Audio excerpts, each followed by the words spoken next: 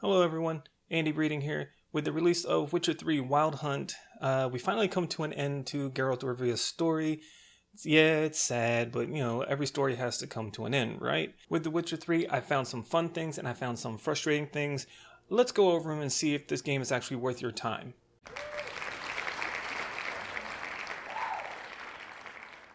The first fun thing about The Witcher 3 Wild Hunt is how huge the world is. I can't tell you how many times I've went to the map, looked around, tried to figure out where do I want to go next, and there's just so many places to go with the millions of quests, side quests, story, question mark, landmarks to find. The world is so huge you can spend easily 60 hours just running around, exploring everything, and not even worry about the main story. The second fun thing about the game is the side quest, treasure hunts, and contracts. Based on how I act or react to every side quest, treasure hunts, or contracts, I feel like the Geralt I'm playing is the one that I'm shaping into how I perceive him to be. Since all this optional content has great writing behind it as well, it's great to go into it and feel like I'm just going through the everyday life of Geralt. Like, okay, I kind of need some money to go buy some beer at the pub. I need to get my equipment repaired. Let me go and do this contract to kill this beast for you. Hey, I see a notice on this board. Do you want me to kill this beast for you? Sure, go kill it. You made me money. All right, cool, let's go. Not only is the world huge, but it's also gorgeous looking. That's another fun aspect of The Witcher 3. Even on my GTX 760 with most settings set to medium, rays of light piercing the tree line as Geralt stares off to the side contemplating his next move put a huge ear-to-ear grin on my face. I couldn't stop smiling no matter what part of the world you're in, whether it's on top of a snowy mountaintop, whether it's in the middle of a thick forest. It doesn't matter where you are, there's always something beautiful to look at. Since this is the third game in the series, a lot of people probably have their hangups of should I play Witcher 1 and Witcher 2 first to get a big backstory? Yes, that would help, but you don't need to do it. CD Projekt Red does a great job introducing new players to the world, and you never feel like you're missing out on any kind of backstory whatsoever between characters as you meet them throughout the story.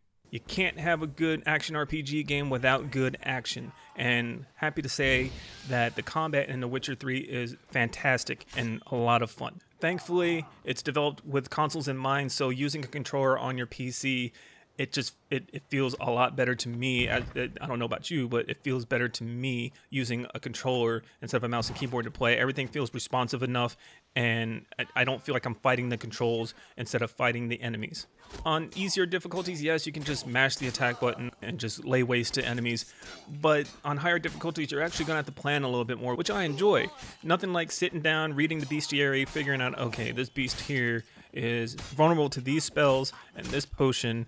All right, I need to do this, get this all prepared. Let me do some alchemy, get some stuff ready to go, and then go into the lair and then attack the beast that I'm hunting. Same thing goes for when you're fighting humans. Nah, you don't really have to do any potions or anything of that matter, or reading the bestiary, because it's just humans. You still have to take the fight seriously because you can get quickly overwhelmed by 3 or more humans attacking you. So make good use of that back dodge, roll, and your spells.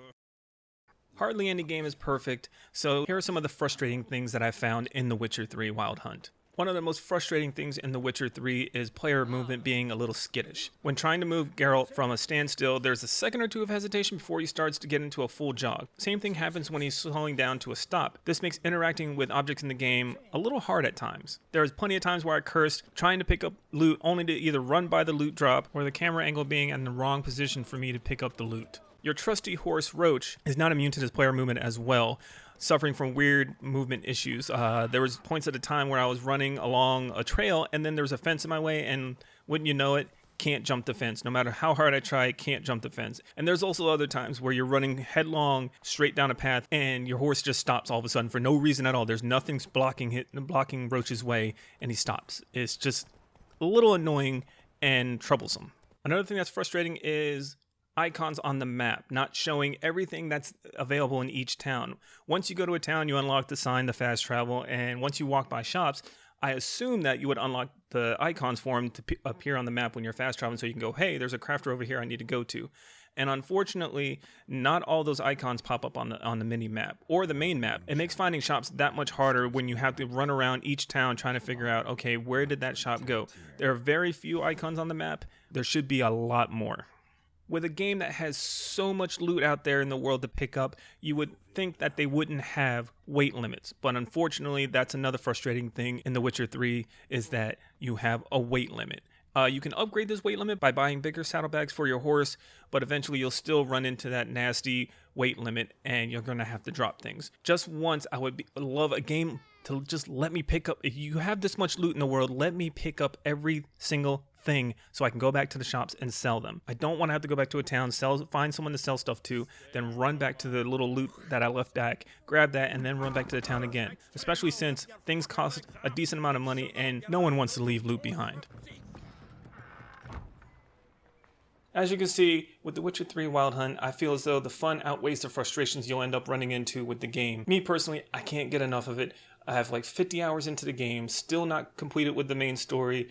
I still have all the side quests to do, tons of question marks and undiscovered areas I need to go to, treasure hunts, contracts I need to finish. There's just so much to do, and that's what makes this game fun, because all that stuff to do is not filler content. You never feel like it's a mundane task to go out and complete a contract or to go do a treasure hunt or to do a side quest, because it's just so good. I can't help myself. So if I can deal with the frustrations that I've found, I think all of you out there can as well. If you're looking for a great open world action RPG, I think you should go pick up The Witcher 3. It's fantastical fun. Don't forget the comments below. We can discuss what I've said. If you like it, you don't like it. If you have other opinions, that I would gladly like to talk to you about it in the comments below. We could talk about it there.